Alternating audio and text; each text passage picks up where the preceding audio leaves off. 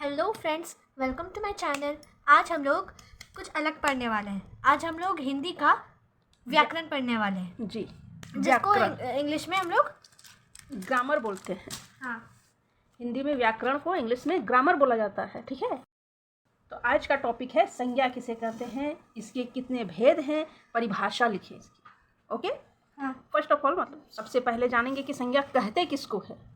English में संज्ञा को क्या कहते हैं? नाउन। नाउन नहीं जानते थे? जानते थे। नहीं बोल रही है।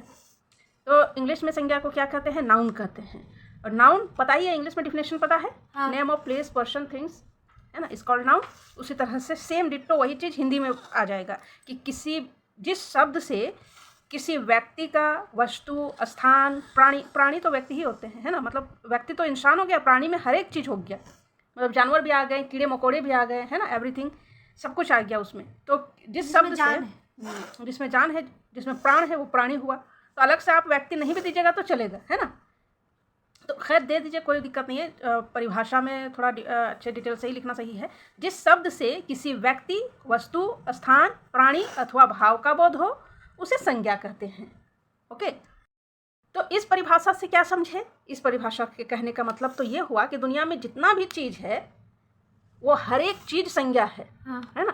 ऐसा कोई चीज़ नहीं है जो संज्ञा से बाहर है। हाँ, तो तुम ये सोचो कि क्या कोई ऐसा चीज़ है, अपने आसपास देखो, सब नज़र दौड़ाओ इस रूम में, कुछ भी है ऐसा जो कि तुम बोलो कि हाँ ये संज्ञा नहीं है? हैं, चैलेंज ले लो मेरे से, बोलो कि क्या इसमें ऐसा है ही नहीं, तो फिर बोल नहीं, तुम देखो ना अपने चारों तरफ, कुछ ऐसा है जिसको बोलो कि नहीं ये संज्ञा नहीं है, या फिर कुछ ऐसा बोल दो कि हाँ ये संज्ञा नहीं है। तो हर एक चीज़, तुमने जो कुछ भी पहन रखा है, जिस बेड पे तुम बैठी हो, जो आपके आसपास में जितने भी है, ठीक है, टेलीविज़न है, टेबल है, बोर्ड है, एवरीथिंग, तुम कोई ऐसा चीज़ नहीं है जो कि संज्ञा नहीं है। ठीक है, व्यक्ति बोल दिया तो दुनिया में जितने भी व्यक्ति है, जितने भी जानदार लोग हैं, चाहे वो कोई जानवर, मतलब एक छोटा से छोटा वायरस से लेके बड़ा से बड़ा डायनासोर तक, वो सब संज्ञा हुआ।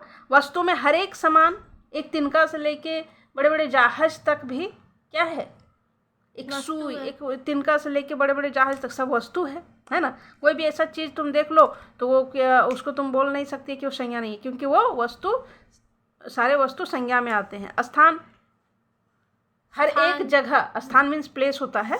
हाँ। हर कितना भी छोटा जगह हो और कितना भी बड़ा हो, वो स्थान भी आ गया आपका संज्ञा में। प्राणी, जितने भी जानदार लोग हैं। और भाव, ये समझिए कि भाव पहले नहीं पढ़ी थी, इससे पहले यहाँ पे एक एक्स्ट्रा वर्ड जुड़ा है, भाव का बोध हो, भाव भी संज्ञा है।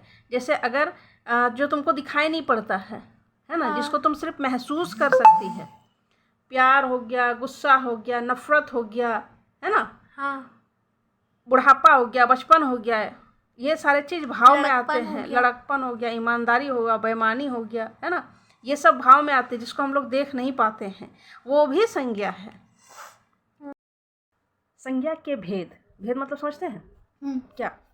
भेद मतलब नहीं समझते। भेद मतलब प्रकार, है ना, रूप। हाँ, कितने रूप है उसके, कितने प्रकार है, कितने तरह की होती है संज्ञा, है ना। हाँ। उसका मतलब हुआ संज्ञा के भेद। तो संज्ञा 5 तरह का होता है, उसके 5 भेद है। जातिवाचक संज्ञा, व्यक्तिवाचक संज्ञा, भाववाचक संज्ञा, यस, द्रव्यवाचक संज्ञा एंड समूहवाचक संज्ञा। ओके, जातिवाचक, व्यक्तिवाचक, भाववाचक, द्रव्यवाचक एंड समूहवाचक, इसको अच्छे से याद कर लेना, है ना। जातिवाचक संज्ञा, इससे पहले हम सिंपल आपको बता दे रहे हैं। ये जो जातिवाचक संज्ञा है ना, वो किसे कहते हैं? जातिवाचक संज्ञा, जिस संज्ञा से संपूर्ण जाति का बोध हो। संपूर्ण मतलब क्या? संपूर्ण मतलब पूरी, टोटल जाति का बोध हो, है ना। हाँ। किसी एक पर्सन का बोध ना हो, बल्कि संपूर्ण जाति का बोध हो, तो उसे कहते हैं जातिवाचक संज्ञा, है ना। ऐसे इसको सिंपली ऐसे समझो, जब भी तुम किसी चीज़ का नाम ना जानो, है ना, बस उस चीज़ को जानो, तो वो जाति में आएगा। ठीक है, जैसे लड़का, तो लड़का का तुम नाम उसका नहीं पता है, तो वो फिर बोल रही है कि लड़का, तो वो लड़का क्या हो गया? एक जाति हो गया। जब हम लड़का बोलेंगे तो दुनिया में जितने लड़के हैं सबकी बात कर रहे हैं, है ना। अगर कहें कि लड़का लोग तो होते ही ऐसे हैं, तो मतलब कि सभी लड़का की बात कर रहे हैं। लेकिन अगर हम बोलेंगे कि रमेश बहुत अच्छा लड़का है, तो फिर वहाँ पे हम रमेश खास लड़का की बात किए, प्रॉपर एक कोई लड़का बात किए, तो हो जाएगा व्यक्तिवाचक में। उसी तरह से देखें, यहाँ पे है गाय, घोड़ा, मनुष्य, कुछ भी आप बोल सकते हैं, लड़का, लड़की, बिल्ली। जैसे कि गाय, अगर हम बोलेंगे कि गाय दूध देती है, तो किसी एक गाय की बात की है कि हम दुनिया में जितने गाय हैं सबकी बात कर रहे हैं? दुनिया में जितनी गाय हैं, सबकी बात कर सबकी बात कर रहे हैं, यानी कि पूरे जाति की बोध हो रही है। एक गाय बोल देने से ही पूरे गाय जाति की बात हो रही है यहाँ पे, है ना। बोध मतलब क्या बोले, पता चलना। तो एक गाय बोल देने से मेरा पूरे गाय जाति का पता चल रहा है। बोलेंगे कि घोड़ा बहुत तेज दौड़ता है, तो सभी घोड़े ना, सभी घोड़े बहुत तेज दौड़ते हैं। लेकिन बोलेंगे मेरा घोड़ा थोड़ा कम तेज दौड़ता है, तो उस समय हम प्रॉपर अपने घोड़े की बात कर रहे हैं, तब वो नहीं होगा जाति, है ना। समझ गए ना कि जातिवाचक क्या होता है, जिससे पूरी जाति का बोध हो। समझ गए। इंग्लिश में कॉमन नाउन पढ़ी है ना। कॉमन नाउन, प्रॉपर नाउन, है ना। जब हम बोलेंगे गर्ल्स बॉयज, है ना, गर्ल्स बॉय, तो ये सारी चीज़ क्या आ जाएंगे कॉमन नाउन में। बट जब हम उसमें नाम, किसी भी चीज़ का जब नाम दे देगी तब वो प्रॉपर नाउन हो जाएगा, मीन्स व्यक्तिवाचक। तो व्यक्तिवाचक संज्ञा को इंग्लिश में क्या कहते हैं, प्रॉपर नाउन।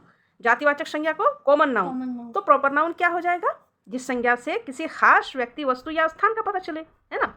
जैसे इसमें किसी खास का नहीं बल्कि संपूर्ण जाति का पता चले, और इसमें किसी खास, जैसे किसी का भी नाम ले लो तुम, ठीक है, राम हो गया, पटना हो गया, क्या कहते हैं, कोई वस्तु में किसी चीज़ का, जैसे पंखा बोल देंगे तो सभी पंखा हो जाएगा। लेकिन हम बोल देंगे कि बजाज का पंखा है मेरे घर में, है ना। टीवी बोल देंगे तो सारे टीवी आ जाएंगे, लेकिन हम बोलेंगे कि सोनी का टीवी है।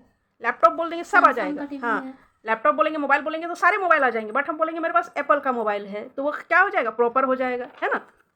तो ये हो गया प्रॉपर। ओके, कुछ प्रॉब्लम नहीं, तो उसे प्रॉपर कहते हैं। अब उदाहरण में कुछ जैसे में कुछ भी दे दीजिए, राम दीजिए, पटना दीजिए, ठीक है। अब आते हैं भाववाचक संज्ञा। तो भाववाचक संज्ञा किसको कहते हैं, जिस संज्ञा शब्द से किसी चीज़ या पदार्थ के भाव का पता चले, ठीक है। भाव, अवस्था या दशा एक ही चीज़ होती है, ठीक है। अवस्था या दशा दोनों एक ही चीज़ है, तो आप एक भी चीज़ लिख सकते हैं। तो जिससे भाव का पता चले, भाव मतलब उसका स्वभाव कैसा है, ठीक है। वो गुस्सा करता है, नफरत करता है, ईमानदार है, बेईमान है, बूढ़ा है, जवान है, ठीक है। तो ये सारा चीज़ जो है भाव कहलाता है, उसे कहते हैं भाववाचक संज्ञा, है ना। इसमें बुढ़ापा आ जाएगा। बुढ़ापा को आप ये जो है भाववाचक संज्ञा की एक पहचान कैसे हो सकती है, किसको कहेंगे, वैसे संज्ञा जिसको ना तो हम देख सकते हैं और ना ही छू सकते हैं, बस उसको महसूस किया जा सकता है, ठीक है। उसका भाव, उसकी फीलिंग कैसी है, वो चीज़ को महसूस किया जा सकता है।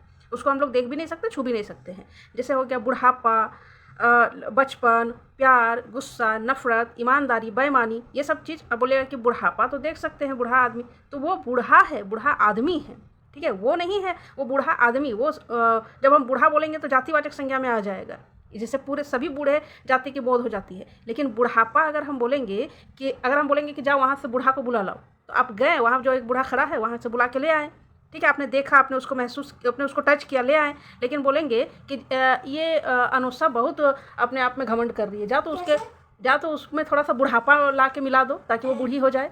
तो कहीं से आप ला के बुढ़ापा उसमें नहीं ना मिला सकते हैं, नहीं मिला देंगे, तुम्हारे अंदर बुढ़ापा, बूढ़ी हो जाएगी, है ना।